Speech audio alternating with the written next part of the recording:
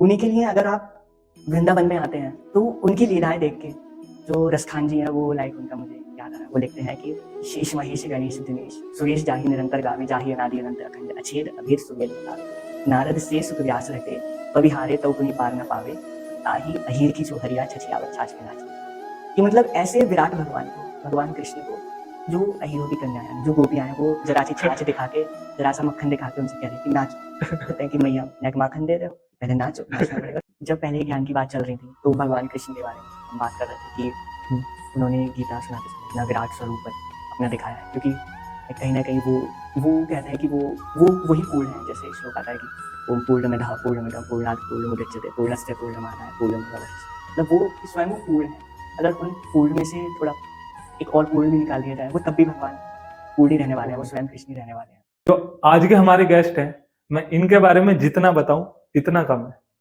मैं जब भी इनसे बात करता हूं मैं ज्यादा बोलता नहीं, मैं सिर्फ सुनता हूं। क्योंकि जब ये बात करते हैं ना, और ये जिस तरीके से अपनी बात को प्रेजेंट करते हैं, मतलब ऐसा बिल्कुल भी नहीं आता कि हम बोले। बस ऐसा मन में ऐसा विचार आता है कि सुनते रहें, क्योंकि ये इस तरीके से अपनी बात को बताते हैं और इतने अच्छे तरीके से बताते हैं कि मन करता है कि सुनते जाओ सुनते जाओ। बस मैं ज्यादा कुछ नहीं कहूंगा। आप पूरी पॉडकास्ट को देखना, पूरे शो को देखना, आपको भी काफी मजा आएगा और काफी कुछ जानने को मिलेगा। So enjoy this show. आपका मतलब, जैसे मैं जानता हूँ आपको, काफी समय से जानता हूँ, आपका अध्यात्म में आने का क्या रीजन था स्टार्टिंग से? क्योंकि आप बहुत ही कम एज में ही अध्यात्म से जुड़ गए थे। इसके पीछे का क्या स्टोरी थी आपकी, या किस रीजन की वजह से आप अध्यात्म से जुड़े थे? देखिए, अध्यात्म के साथ, अध्यात्म में जुड़ने के जो पीछे की कहानी रही है वो मेरा फैमिली बैकग्राउंड है, सबसे ज़्यादा उसी का प्रभाव रहा है। क्योंकि घर में जितने भी लोग हैं काफ़ी ज़्यादा पूजा पाठ वाले हैं, प्रभु को मानने वाले हैं सभी लोग। और वहीं से लाइक घर में ही हमें बचपन से सिखाया जाता था कि जब सुबह जाओ स्कूल वगैरह तो तब पूजा करके जाना है, या खाने से पहले भोजन के हाथ जोड़ने हैं, प्रसाद है वो। तो ये सारी चीज़ें जो है ये मेरे सबसे स्टार्टिंग जो है ये फैमिली से ही हुआ है, क्योंकि वो लोग काफ़ी स्पिरिचुअल हैं ऑलरेडी।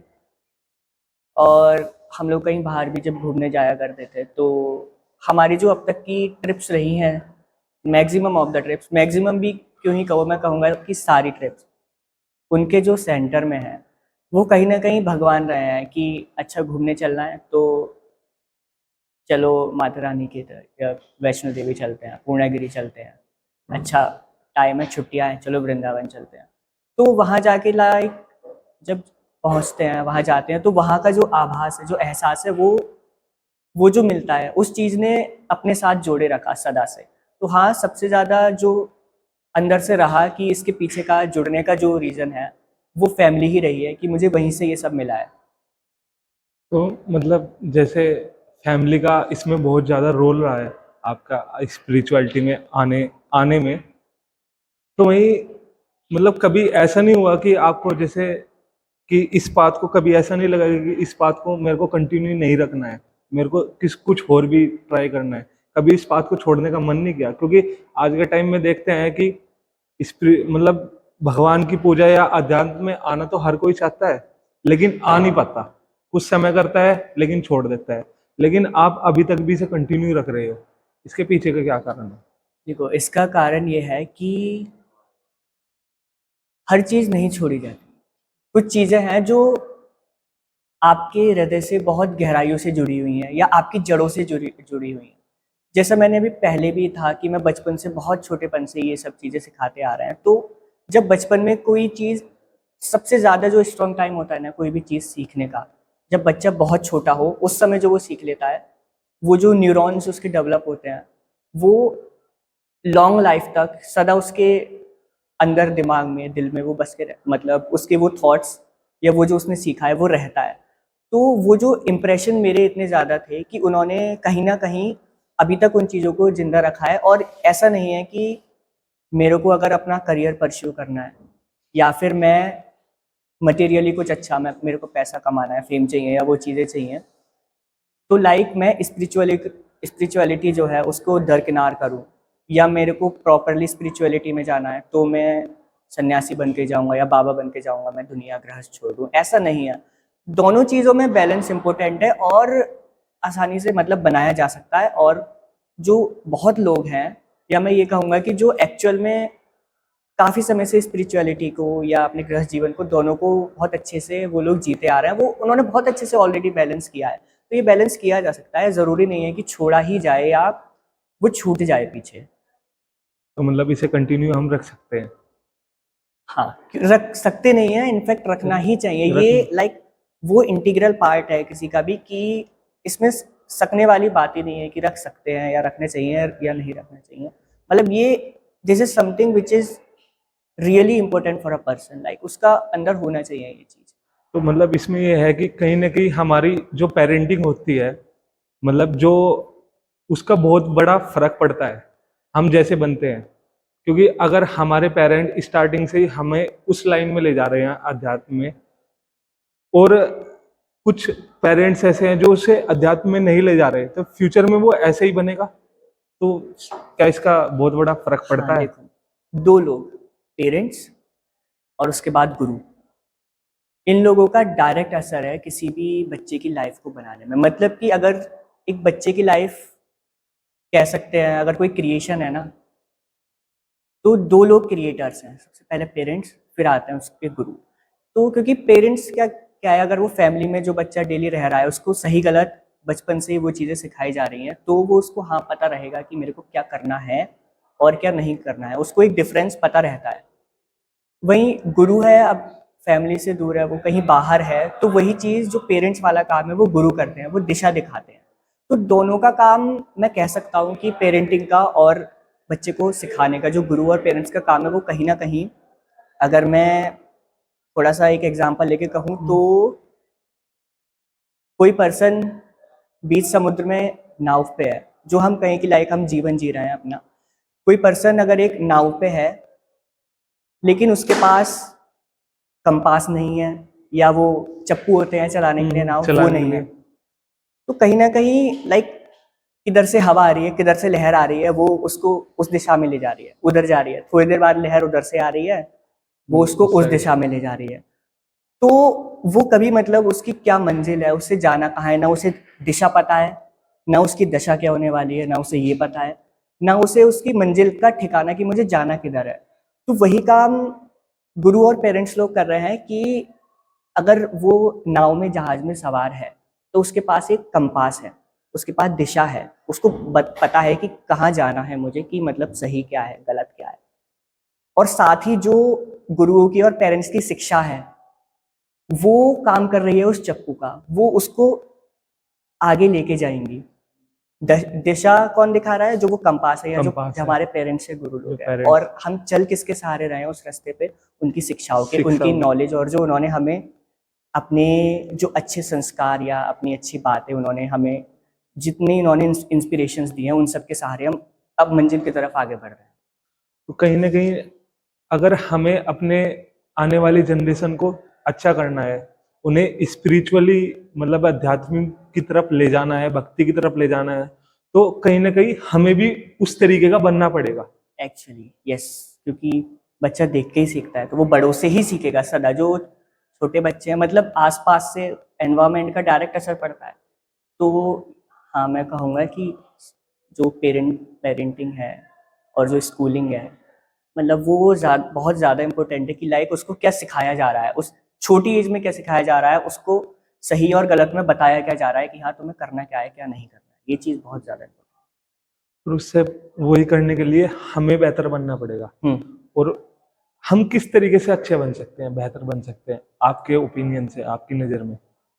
हम्म अगर स्पिरिचुअलिटी के उस पर कहा जाए कि हम किस तरीके से बन रहे हैं, सबसे ज़्यादा इम्पोर्टेंट है इसमें आपको जानना कि अगर मैं कहीं जा रहा हूँ, अच्छा बनने का डायरेक्ट सेंस लग रहा है कि मैं जो एक्शंस ले रहा हूँ, या जो मेरे थॉट्स हैं, जो मेरी डीड्स हैं, जो मेरी फीलिंग्स हैं, वो प्योर हैं, वो अच्छी हैं। मैं जो एक्शंस कर रहा हूँ वो अच्छे हैं, मैं दूसरों की हेल्प कर रहा हूँ, मैं धर्म के पथ पे चल रहा हूँ, मैं दान पुण्य आदि इत्यादि, या फिर मैं किसी को नुकसान नहीं पहुंचा रहा, मैं किसी को हर्ट नहीं कर रहा हूँ। तो ये सारी चीजें मतलब बहुत नॉर्मल कॉमन सी हैं, जो हर कोई, बहुत हम बचपन से सीखते आ रहे हैं कि हाँ ये चीजें कुछ हैं जो बहुत बचपन में हमें ये सिखा दिया जाता है कि हाँ ये चीजें गुड मैनर्स में आती हैं और ये चीजें बैड मैनर्स में आती हैं जो आपको नहीं करनी है। तो वही चीज है कि शुरू से चलते चलते उन चीजों का लेवल फिर बढ़ता चला जाता है कि आप जो अच्छे कर्म है, यानी जो धार्मिक कर्म है, जो धर्म कर्म है, धर्म मतलब जो राइटनेस है, मतलब कि जो अच्छी चीजें हैं, जो सही चीज है, हम वो ज्यादा से ज्यादा प्रेरित हो रहे हैं करने के लिए। तो मतलब वास्तविक रूप में धर्म क्या चीज है? मतलब आज के टाइम में धर्म वो बताया दिया गया है कि सोशल मीडिया पे दिखा दिया कि मैं पूजा कर रहा हूँ, मैं यो कर रहा हूँ, उसके लिए जयकारे लगा दिए, मतलब भगवान के लिए नारे लगा दिए, या इधर रैली में जा रहा हूँ। क्या वो ही है वास्तव में धर्म? धर्म को अगर हम, धर्म डिफाइन होता है पर्सनली, लाइक किसी पर्सन का, एक किसी भी का भी जो धर्म चीज है, वो हर इंसिडेंट या हर एक एक्शन के लिए, मतलब किसी भी सिचुएशन के लिए हर किसी का सेम नहीं हो सकता। या मैं ये कहूँ कि धर्म है मतलब कि जो चीज सही है, मतलब जो चीज उस पर्टिकुलर सिचुएशन में करना सही है, जो राइट है, वो इक्वल टू धर्म है। उस सिचुएशन हाँ, में मतलब हर पर्सन का धर्म उसके लिए अपना पर्सनल वो है। Connected. एक पर्टिकुलर जो हम लाइक धर्म को आजकल रिलीजन के इक्वल कर दिया गया है कि डिफरेंट रिलीजन्स हैं, डिफरेंट कम्युनिटीज़ हैं, कि वो उस धर्म का है, वो उस धर्म का है। नहीं, धर्म एक्चुअल में है कि हम क्या चीज़ सही कर रहे हैं। अगर आप सही काम कर रहे हो तो मतलब आप धर्म के साथ जाके काम कर रहे हो। अगर आप गलत काम कर रहे हो मतलब आप धर्म के विरुद्ध काम कर रहे हो। धर्म मतलब सही कर्म, आपके सही थॉट्स, और आप सही डीड्स से वो कर्म कर रहे हो। उसे हम धर्म कहते हैं। एक हमारा आता है, वो हमारा आता है सनातन धर्म। सनातन धर्म क्या है हमारा, मतलब उसके पिलर क्या है और वो क्या चीज है? सत्य। और देखो, सनातन भी अगर कहोगे तो जो कि सदा से रहा है और सदा रहेगा, उसमें सारी चीजें आप सनातन में ये है कि धर्म में वही बताया गया है, जैसा कि है जितने भी शास्त्र हो गए, हमारे वेद हो गए, पुराण हो गए, तो उसमें जितने एग्जाम्पल्स हैं पीछे से, अगर उनके धर्म से रिलेटेड आप जितनी भी चीजें देखोगे तो उसमें बस यही चीजें बताते हैं कि लाइक उन्होंने क्या अच्छा किया है, कि उन्होंने क्या क्या चीज की जो करना सही था। मतलब वो सारी चीज बताते हैं। जैसे कि अगर मैं Connected. वेद पुराण या भगवत गीता की बात करें, अगर मैं वो पढ़ रहा हूँ या उनकी रीडिंग कर रहा हूँ तो मेरी लाइफ में किस तरीके के बदलाव आना है। देखो, अगर उनकी रीडिंग कर रहे हो ना, तो जो आप जो अपना जीवन जीते आ रहे हो, शास्त्र पढ़ रहे हो, जो वेद पढ़ रहे हो, तो आपकी जड़ें वहां से निकल के आ रही हैं। वो जो टेक्स्ट हैं, वो जो स्क्रिप्चर्स हैं, वो जो वेद पुराण है, वो अब से नहीं है, वो बहुत बहुत हजारों साल पहले से है कि किस तरह जीवन जीना चाहिए एक मनुष्य को। पुराने लोग किस तरह जीते आए हैं, कैसे जीना चाहिए, कैसे अच्छाई का, या कहें कि अपने जो गोल्स हैं उनकी तरफ अच्छे कर्मों का पालन करना चाहिए। तो वो सदा से यही चीज सिखाते आए हैं। कहीं ना कहीं आप कुछ चीजें सुन के सीखते हैं, कई बार आप पढ़ के सीखते हैं, आप देख के सीखते हैं। तो स्क्रिप्चर्स जो हैं, जैसे आप अभी पेरेंटिंग की बात हुई थी, तो वहां पे आप एनवायरमेंट से सीख रहे हैं, आप देख के सीख रहे हैं, सुन के सीख रहे हैं। वहीं अगर आप वही चीजें, अच्छी चीजें आप पढ़ के सीख रहे हैं, तो उनका जो बेस्ट एग्जाम्पल आता है वो आता है स्क्रिप्चर्स से।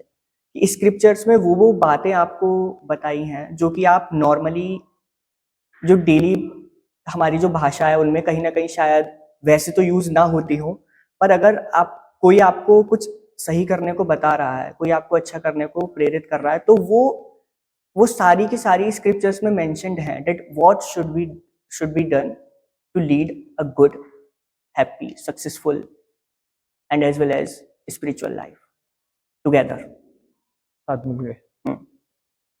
तो मतलब जैसे ये है कि हम सारे के सारे वेद या पुराण तो हम पढ़ नहीं सकते, मतलब वो एक तरीके से एक नॉर्मल पर्सन के लिए पॉसिबल भी नहीं है, तो उसके बिहाफ में हमें क्या करना चाहिए?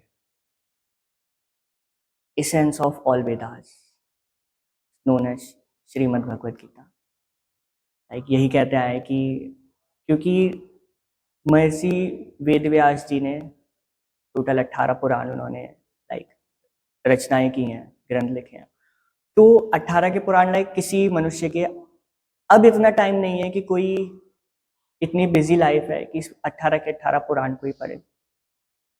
तो अगर वो उन चीज का जो एक हल्का सा जो पूरा एक बहुत अच्छा वाला जो निचोड़ है वो लेना है तो वो आता है श्रीमद् भगवत गीता में। और थोड़ा सा प्रभु लाइक जो भगवत गीता में है वो थोड़ी ज्ञान और उन सब चीजों पे भी हो जाती है। उनके साथ साथ प्रभु ने और क्या किया है, उनकी माधुरी लीलाएं हो गई या उनकी और लीलाएं हो गई, कैसे कैसे उन्होंने अपनी पास्ट लाइफ जी है। अगर उसका भी और ज्यादा जानना है तो श्रीमद् भागवत महापुराण भी है और श्रीमद् भागवत कथा होती है, 7 दिन की साप्ताहिक कथा होती है। तो वो चीजें आज के टाइम के जितना समय है लोगों के पास उनको देखते हुए बेस्ट मानी जा सकती हैं कि श्रीमद् भागवतम कथा हो या पुराण और श्रीमद् भगवत गीता, ये 2 चीजें बेस्ट है आज के टाइम के लिए। जो भी कोई एक नॉर्मल पर्सन है उनके लिए दोनों चीज अच्छी रहेंगी।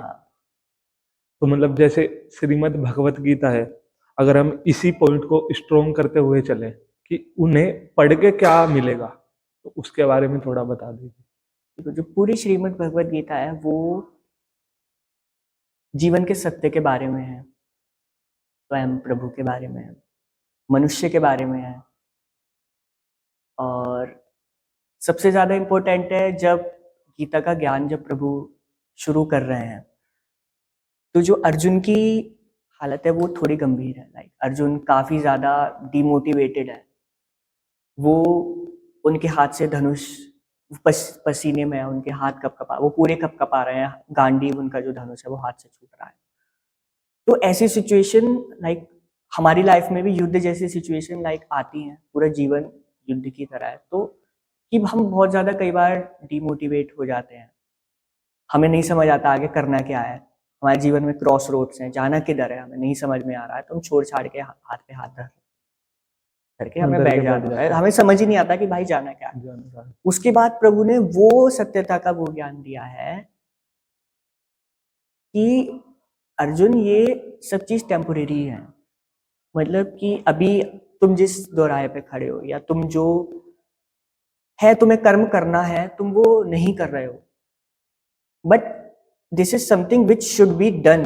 अगर वो चीज करनी है, वो चीज धर्म से रिलेट, मतलब कि वो चीज धर्म को स्ट्रॉन्ग कर रही है, वो चीज करने योग्य, लाइक जो तुम छोड़ के भागना चाह रहे हो कि मैं नहीं कर सकता, वो गलत है। मतलब कि वो उससे अर्जुन पूरा डिमोटिवेट हो रहा है। तो प्रभु ने पूरा उनको ज्ञान दिया उस समय, पूरा सत्यता दिखाई, अपना विराट स्वरूप दिखाया है उनको कि हाँ मैं ही सत्य हूँ। उन्होंने जीवन के बारे में बताया, जीवन चक्र के बारे में बताया कि कैसे मनुष्य डिफरेंट बर्थ्स लेता है, और ये बताया कि रिलेशंस तो टेम्परेरी है। ये सारी चीजें उन्होंने बताई हैं। तो जो मेन भगवत गीता का फोकस है वो कहीं ना कहीं मैं समझता हूँ कि वो ये बता रहा है कि लाइक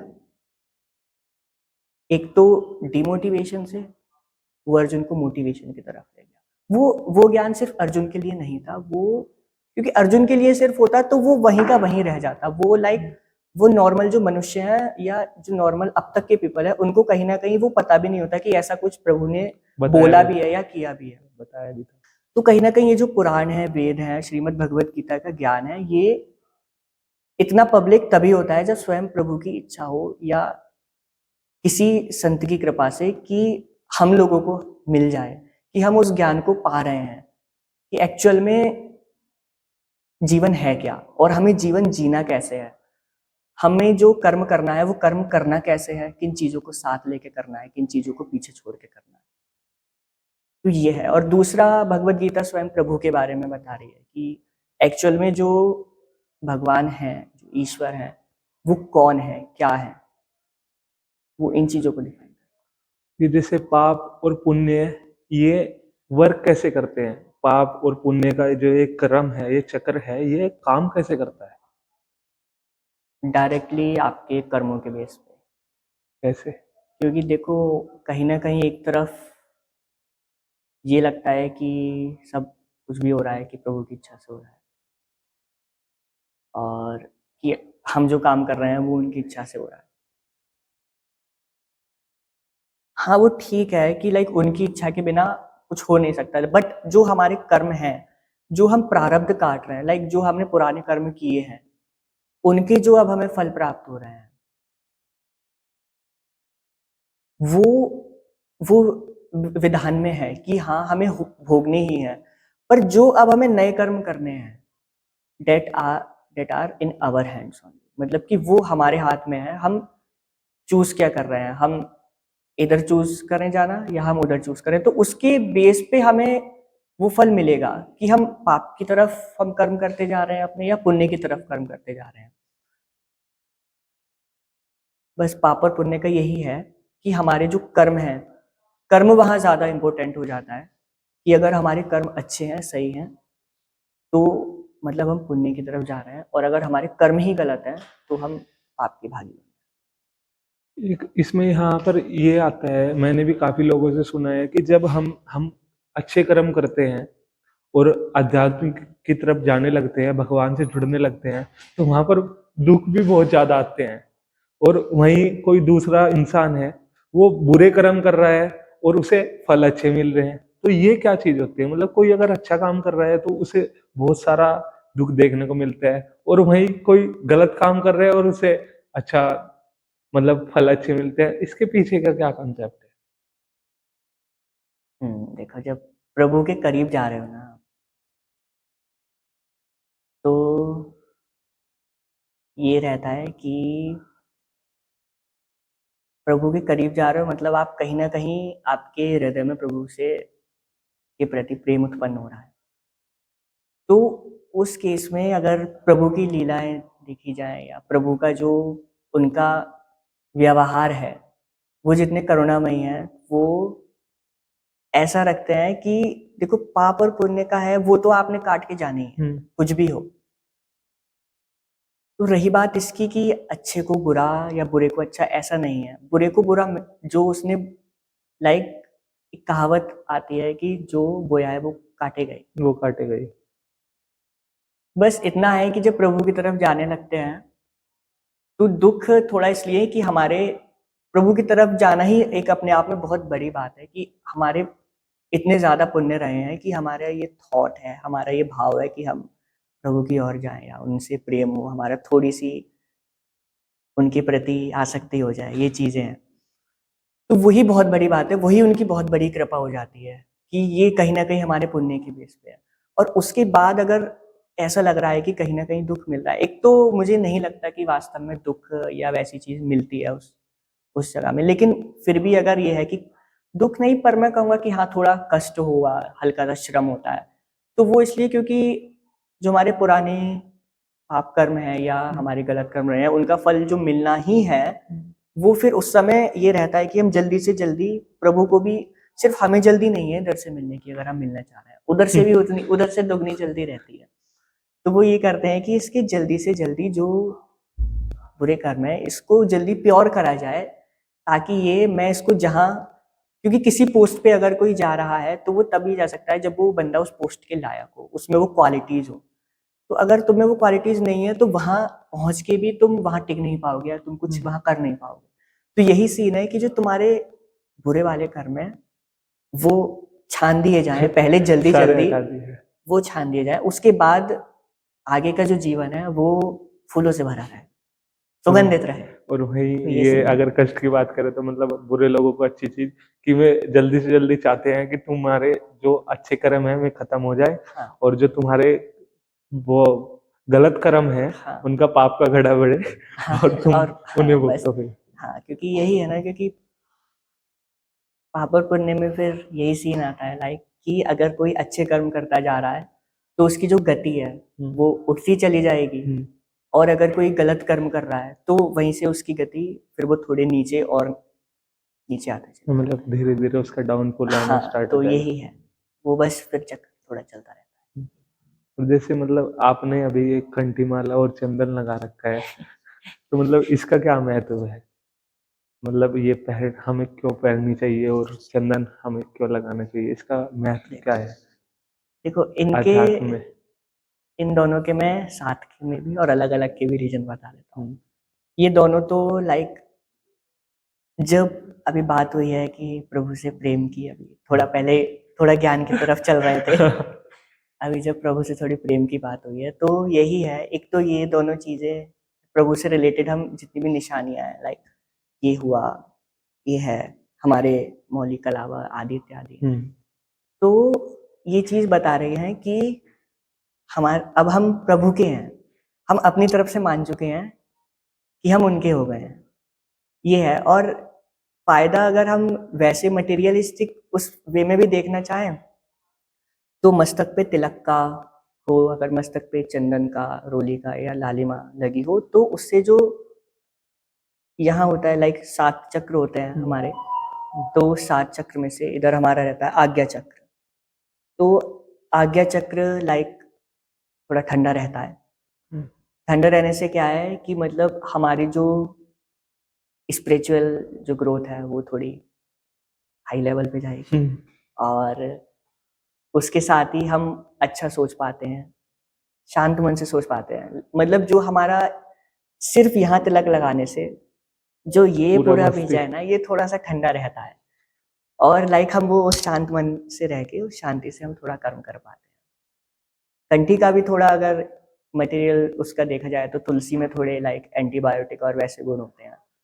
अगर ये गले में रहे, आसपास रहे, काफी रहती है तो बहुत बार लाइक जो एंटीबायोटिक गुणों की वजह से जो डिसीज है, जो बीमारी है छोटी मोटी, लाइक उनसे हमारा बचाव होता रहता है, ये भी है। लेकिन अगर मेरे पर्सनली है तो हाँ, उनका कंठी डालने का या वैसे तो वो पहले वाला रीजन है कि हाँ मैंने प्रभु के लिए डाल रखी है। मतलब प्रभु की निशानी के रूप में आपने डाल रखी है। हाँ और मतलब जैसे ये है, ये जो हम सात्विक भोजन आता है, ऐसा कहा जाता है कि अगर हम सात्विक भोजन खा रहे हैं या सात्विक भोजन को ग्रहण कर रहे हैं, उससे जो हमारे विचार हैं, हमारे थॉट्स हैं, हमारी फीलिंग है, हमारी चेतना है, वो धीरे धीरे अच्छी होने लगती है हम्म। कंपेयर देन तामसिक भोजन के। थोड़ा इसके बारे में बताइए।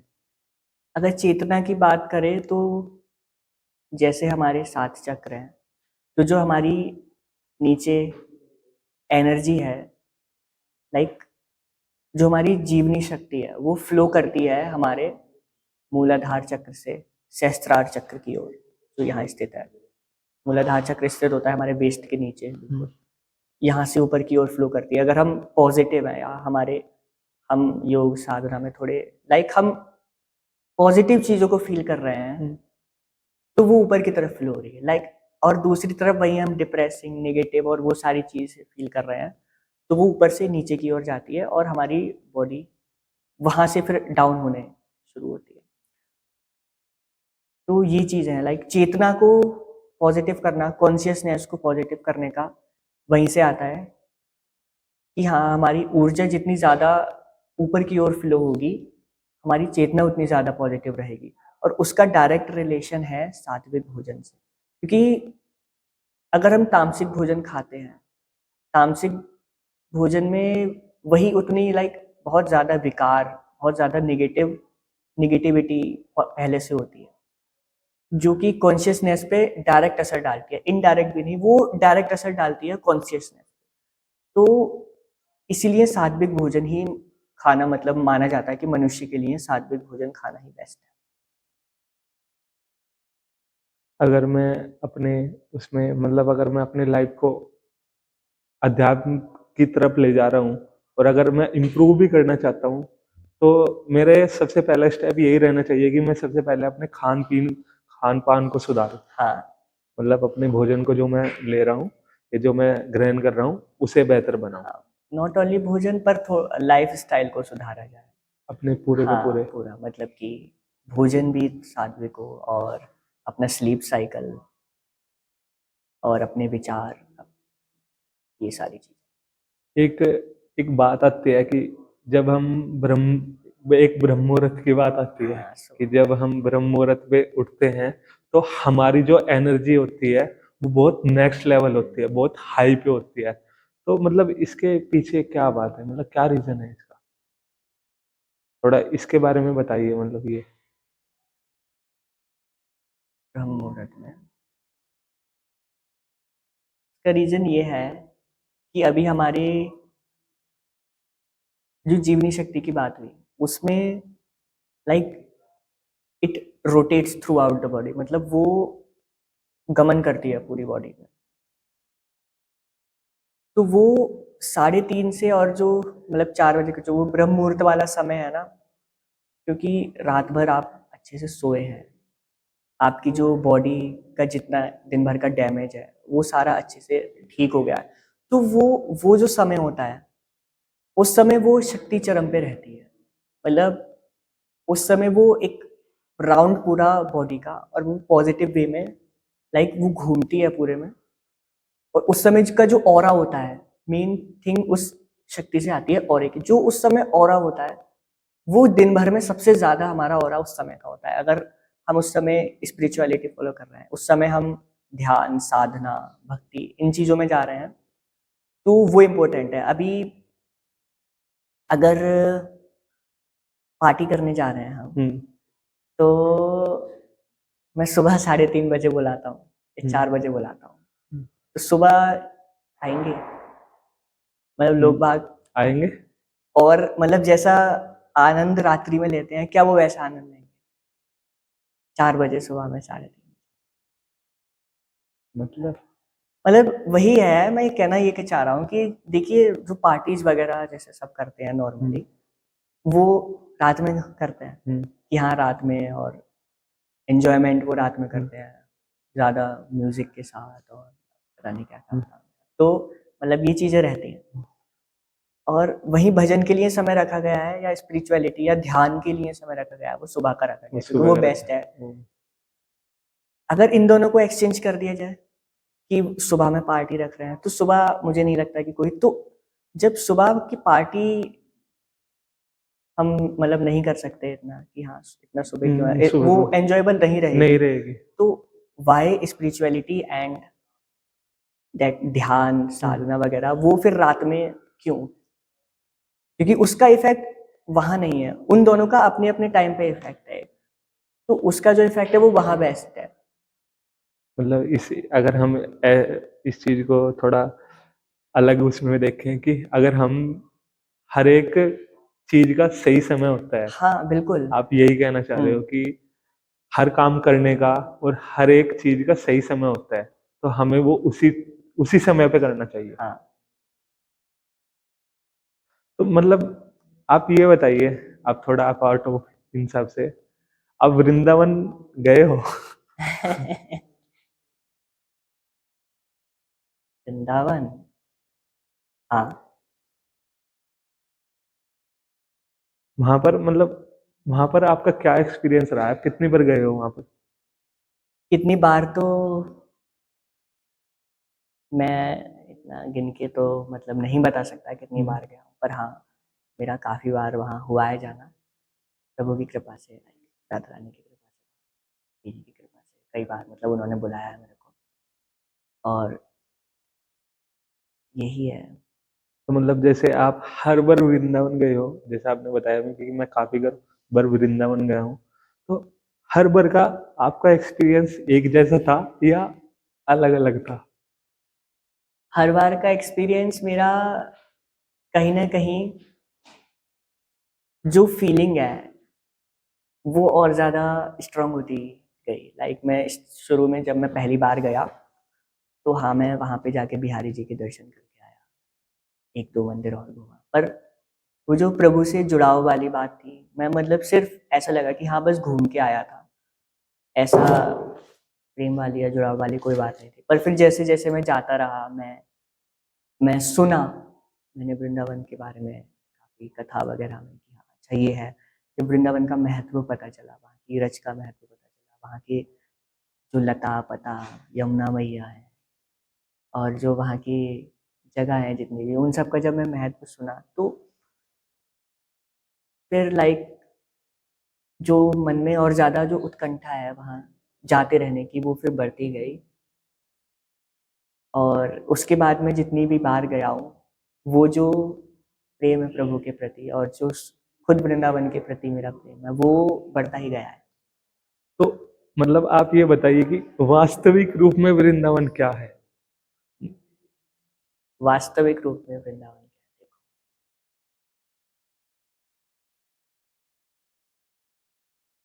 अभी जब पहले ज्ञान की बात चल रही थी तो भगवान कृष्ण के बारे में हम बात कर रहे थे कि उन्होंने गीता सुनाते समय इतना विराट स्वरूप अपना दिखाया है, क्योंकि कहीं ना कहीं वो कहते हैं कि वो वही पूर्ण है। जैसे श्लोक आता है कि ओम पूर्णमदः पूर्णमिदं पूर्णात् पूर्णमुदच्यते पूर्णस्य पूर्णमादाय पूर्णमेवावशिष्यते। मतलब वो कि स्वयं वो पूर्ण है। अगर उन पूर्ण में से थोड़ा एक और पूर्ण भी निकाल दिया जाए, वो तब भी भगवान पूर्ण ही रहने वाले हैं, वो स्वयं कृष्ण ही रहने वाले हैं। वहीं श्रीमद् भगवद गीता में लाइक एक और श्लोक आता है कि अहम आत्मा गुणकेश सर्वभूता से स्थितः। तो उसमें भगवान लाइक कह रहे हैं कि मैं सभी मनुष्य के हृदय में स्थित हूँ, और वहीं भगवान अपना विराट स्वरूप दिखा रहे हैं। तो मतलब उनके जो वो रूप है, इतना विराट रूप है, जो ना कि मतलब जिनकी कोई ना कल्पना कर सकता है, ना ही उनके बारे में, उनके विषय में कोई एक्चुअल में बता सकता है कि वो हैं कौन। उन्हीं के लिए अगर आप वृंदावन में आते हैं तो उनकी लीलाएं देख के, जो रसखान जी हैं वो लाइक उनका मुझे याद आ रहा है, वो लिखते हैं कि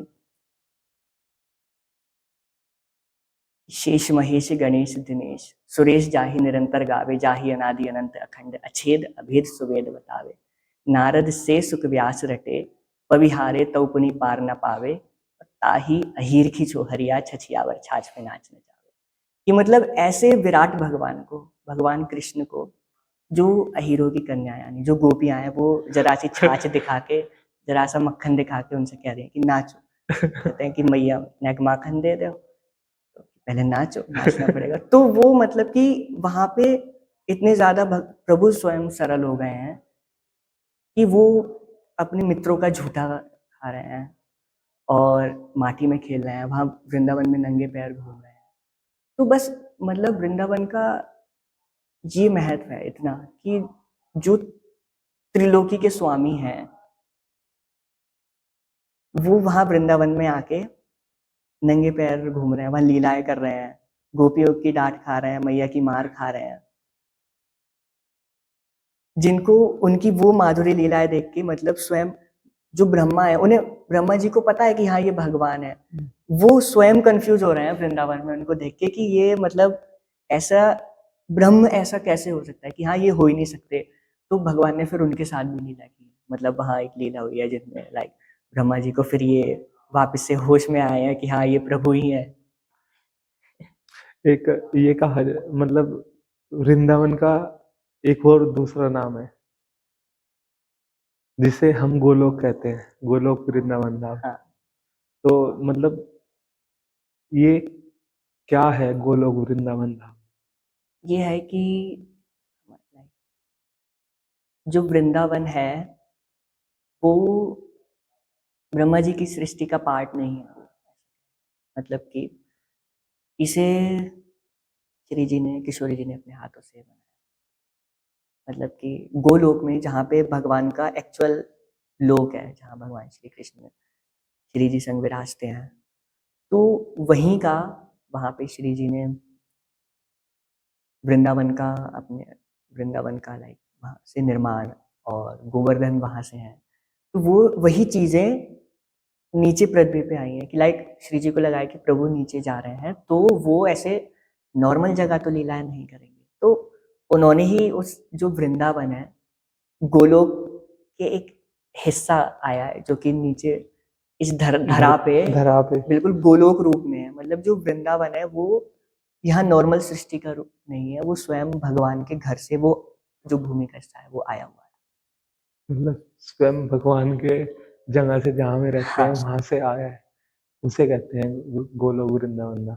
एक ये है कि जैसे वृंदावन में मैं एक बार गया था, तो मतलब वृंदावन में सब राधे राधे बोलते हैं, कोई कृष्णा कृष्ण नहीं बोलता। मतलब ऐसा लगता है कि पूरे ब्रिज में राधा रानी को सब मानते हैं, कृष्ण भगवान को तो ऐसे समझते हैं कि कोई नहीं, वो तो भागन छोड़ता ये हो। ऐसा मतलब ऐसा क्यों? क्योंकि ये सब लीलाओं की ही देन है, जैसी भगवान ने लीला की है, जैसे श्री किशोरी जी ने लीला की है। और राधा रानी से प्रेम ब्रजवासियों को इसलिए भी बहुत ज़्यादा है कि सबसे ज़्यादा सबसे मतलब ये है कि प्रभु का जो फिजिकल रूप है, एक तो प्रभु वृंदावन नहीं छोड़ के गए थे, लेकिन जो जो उनका फिजिकल रूप है, जो उनकी लाइक कह सकते हैं बॉडी है या वो है, उस रूप में वो वहाँ से मथुरा की ओर प्रस्थान कर गए थे, वहाँ से फिर द्वारका, ऐसा माना जाता है।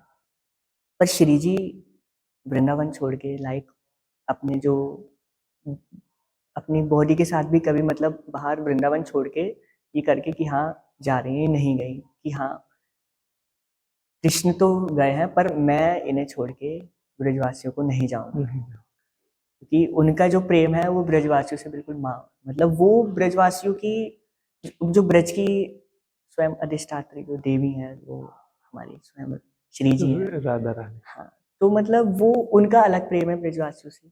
दूसरा ये है कि स्वयं कान्हा का भी हमारे मतलब जो स्वयं भगवान है उनका प्रेम राधा रानी से अलग है। जब वो कृष्ण कृष्ण हम कहते रहे तो वो भले ही वो ना सुने, वो हजार लाख बार हम कहते रहे वो नहीं सुनते हैं, पर जब हम मन से हृदय से श्री जी का किशोरी जी का नाम जब उच्चारण करते हैं तो वो उस नाम को सुनने को दौड़े चले आते हैं।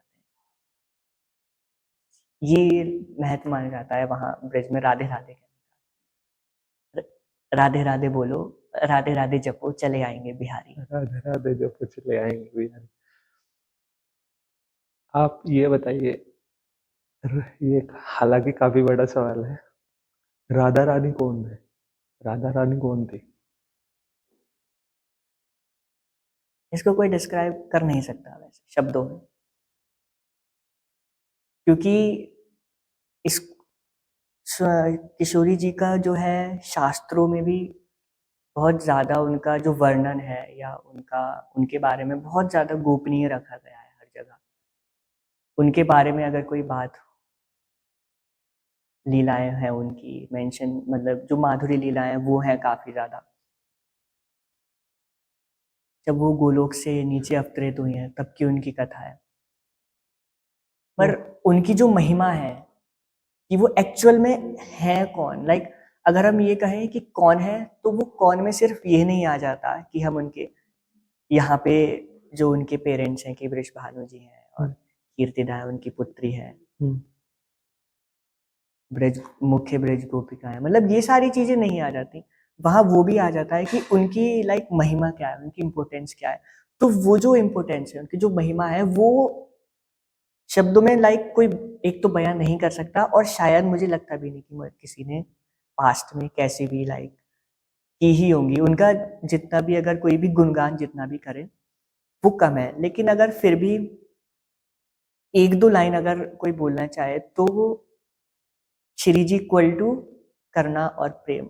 करुणा मतलब करुणा और प्रेम के वो एक फीलिंग है ना, जो करुणा वाली फीलिंग है, जो दया वाली फीलिंग है, उनका एक उनका जो स्वरूप अगर हम देखा जाए देखें अगर उनको स्वरूप में ले आए हम इन शब्दों को, तो वो श्री जी के रूप में बन के आती ऐसा कहा जाता है कि जब तक का श्री जी की कृपा न हो आप वृंदावन नहीं जा सकते, ऐसा सच है? बिल्कुल, क्योंकि वृंदावन है उनका, ये मान सकते हो कि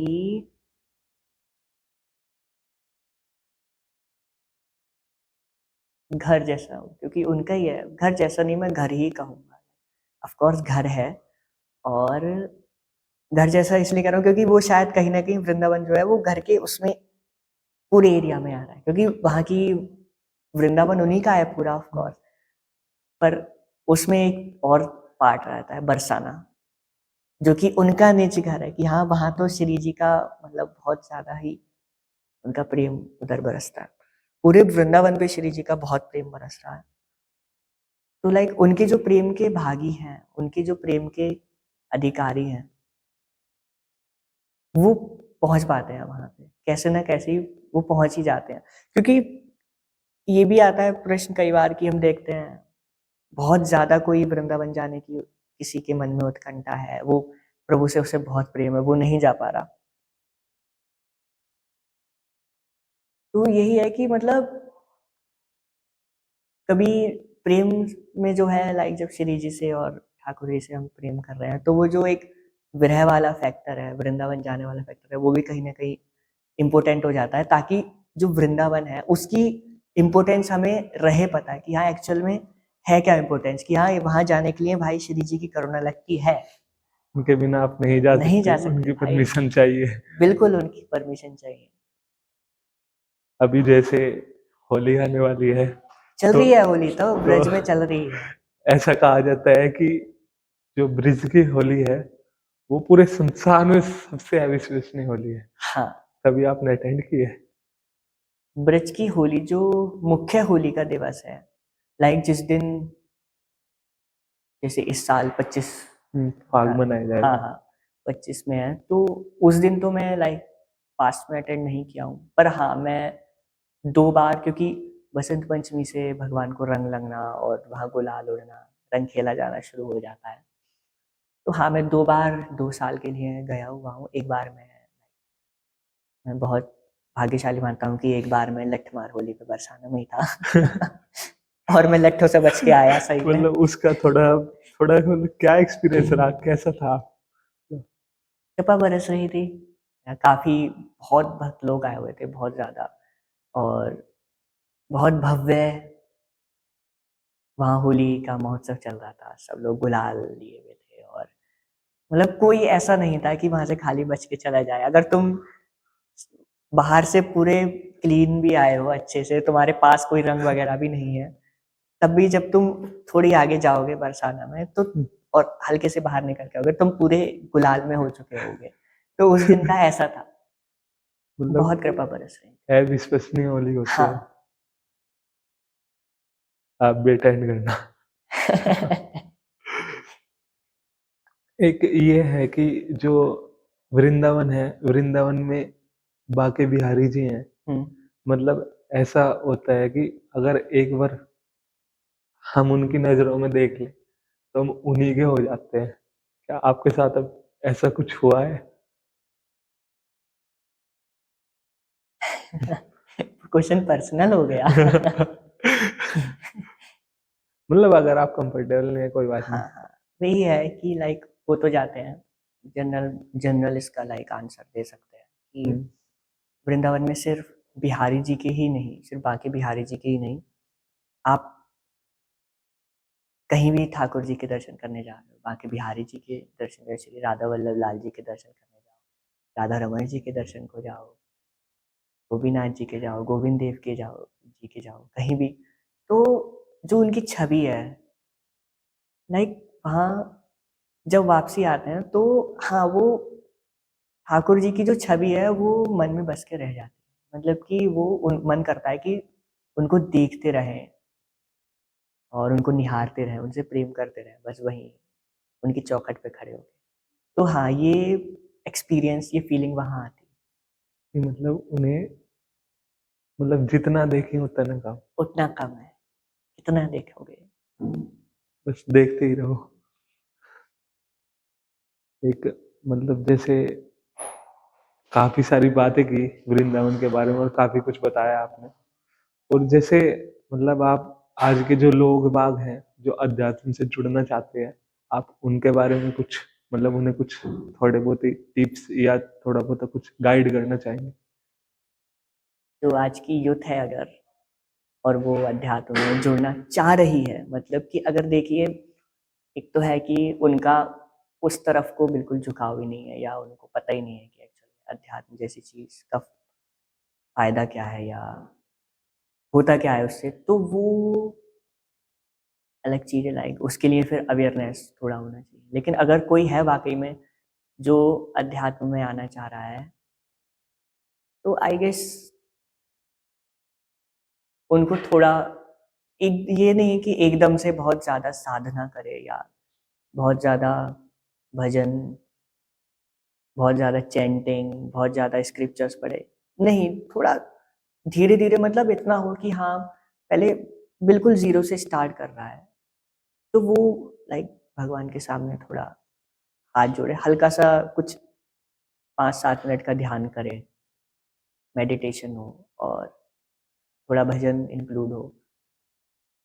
थोड़ा भगवान का जो प्रेम है वो भी थोड़ा लाइक उनको उनके हो, भोजन में थोड़ी सात्विकता हो। तो धीरे-धीरे वो चीज़ें शुरू करें और ऐसे स्टेज पे आए कि मतलब कि बैलेंस हो जाए उसका मटेरियल लाइफ में और स्पिरिचुअल लाइफ में। सिर्फ मटेरियल लाइफ भी नहीं हो और सिर्फ स्पिरिचुअल लाइफ भी नहीं हो। तो like there should be a balance. दोनों को बैलेंस करके चले। हाँ, और अपने लाइक दूसरा इम्पोर्टेंट आता है कि संगति हमेशा अच्छी होनी चाहिए, क्योंकि प्रभु लाइक नवदा भक्ति में स्वयं ही कह रहा है कि प्रथम भक्ति संतन कर संगा। तो जो सबसे पहला चरण है लाइक भक्ति में जाने का या स्पिरिचुअलिटी की तरफ जाने का, वो यही है कि जो हमारी संगत है वो अच्छी होनी चाहिए, क्योंकि सबसे ज़्यादा इम्पोर्टेंट संगति है, सबसे ज़्यादा असर हमारी संगति के पड़ता है। यही है कि मतलब बहुत ही कोई ही बिरला इतना ज़्यादा कोई ऐसा इंसान होता होगा यूनिक, कि वो आसपास बहुत बेकार माहौल में रह रहा हो, और जैसे मतलब राक्षसों के बीच में, हिरण्यकश्यप आदि के बीच में हो, लेकिन वो प्रहलाद प्रहलाद जैसा प्रभु का भक्त निकले। बहुत कम होता है। ज़्यादातर क्या है कि अगर संगति का असर पड़ता ही है कि अगर वो बंदा नेगेटिविटी में रह रहा है, 4-5 बंदे उसके पास मतलब हमेशा उनके संग टाइम स्पेंड कर रहा है, तो उसको वो आदतें लगेंगी और वो करेगा ही। लेकिन कहीं बंदे को पता है कि हाँ, ये संगति मेरी ये वाली ज़्यादा अच्छी है, और अगर मैं स्पिरिचुअल अपनी लाइफ में, अपने जीवन में कुछ करना चाह रहा हूँ, तो मेरे को स्पिरिचुअल बंदे चाहिए। लाइक मुझे वो गाइड कर सके। गाइड की बहुत ज़्यादा इम्पोर्टेंस है। मतलब कि एक स्पिरिचुअल अपने फ्रेंड्स हो या फिर एक हमारे स्पिरिचुअल गुरु हो, उनकी बहुत बहुत ज़्यादा इम्पोर्टेंस है। स्टार्टिंग में फ्रेंड्स हो सकते हैं या वो, पर आगे जाके गुरु की इम्पोर्टेंस बहुत ज़्यादा हो जाती है, क्योंकि अगर आप एक वैसे लेवल पर पहुंच जाते हैं स्पिरिचुअलिटी के, जहाँ आपको उस स्पिरिचुअलिटी को अपने अंदर बना के भी रखना है और उसकी जो पॉजिटिविटी है उनको बढ़ा के भी रखना है, तो वहाँ फिर गुरु की इम्पोर्टेंस बहुत ज़्यादा आ जाती है। तो बस ये 2 चीज़ें हैं कि हाँ, पहले अपनी संगति को वो बहुत ज़्यादा अच्छा करें, और ज़ीरो एकदम से बहुत ज़्यादा ना करें। अगर कोई स्टार्ट कर रहा है तो वो थोड़ा धीरे-धीरे उठे, क्योंकि इस चीज़ में धीरे-धीरे ही आगे बढ़े। आपसे बात करके काफ़ी कुछ जानने को मिला और काफ़ी अच्छा लगा आपसे बात करके। काफ़ी सारी चीज़ जानी अध्यात्म के बारे में, वृंदावन के बारे में, गोलोक वृंदावन के बारे में, राधा रानी के बारे में, वृंदावन की होली के बारे में, और अपनी पेरेंटिंग्स, मतलब अगर हमें अपने बच्चे को सही करना है तो हमें भी अपने आप को सही करना होगा। उनकी पेरेंटिंग के लिए अपने आप को अच्छा करना होगा। तो आपसे मिलकर, आपसे बात कर बहुत अच्छा लगा। तो उम्मीद करते हैं कि ऐसी पॉडकास्ट हम दोबारा से फिर शूट करेंगे कभी नेक्स्ट टाइम। Thank you. इनसे बात कर काफी अच्छा लगा। मैंने पहले ही बोला था कि इस पॉडकास्ट को एंड तक का देखना। इनके बारे में मैं काफी कुछ नहीं बताऊंगा, जो कुछ है सारा वीडियो के पॉडकास्ट में मिल जाएगा। और आपने इस पॉडकास्ट को एंड तक का देखा तो काफी सारी चीजें आपने सीखी होगी अध्यात्म के बारे में, नई नई बातों के बारे में, नई नई चीजों के बारे में सीखा होगा। अगर आप हमारे चैनल पर पहली बार आए हैं तो इसे सब्सक्राइब करना ना भूलें, और इस पॉडकास्ट को अपने दोस्तों के साथ शेयर करें, जो भी अध्यात्म के बारे में सीखना चाहते हैं। मिलते हैं नेक्स्ट एपिसोड।